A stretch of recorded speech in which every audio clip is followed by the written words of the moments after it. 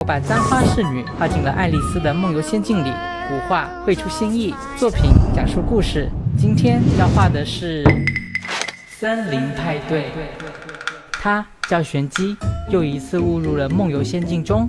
这次他发现了森林中的小伙伴们正在忙碌地准备着一场派对。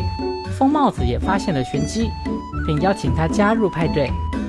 玄机好奇地问：“是为谁举办的派对？”“没有为谁，只是在庆祝一个平凡而又美好的日子。”随着准备工作逐渐完善，嘉宾们也陆续到场。美丽的绵羊公主一屁股便坐到了最显眼的位置，大猴身披爵位也挤了上去。憨厚的考拉虽然心里着急，却不知该如何是好。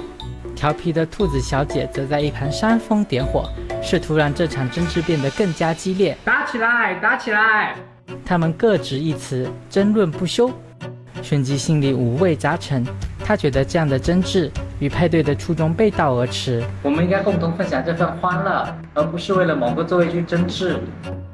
然而，他的话并没有平息这场战争，大家依旧坚持己见。这时，疯帽子摘下了帽子，这是一顶神奇的帽子，可以实现大家的愿望，请大家找个座位坐下来，一起许愿。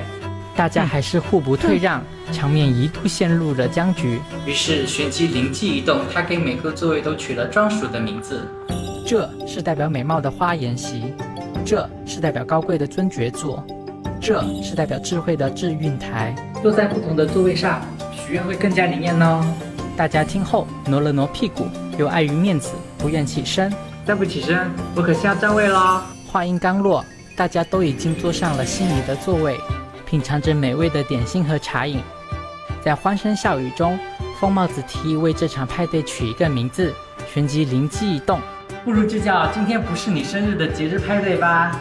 大家都被逗了，也同意了这个提议，继续庆祝着这个不是节日的节日派对。原来快乐不仅存在于节日里，更是蕴藏在生活的点滴之中。只要愿意去寻找和创造，每一天都可以是一个值得庆祝的节日。共御恶魔，启和平，踏破魔咒，迎光明。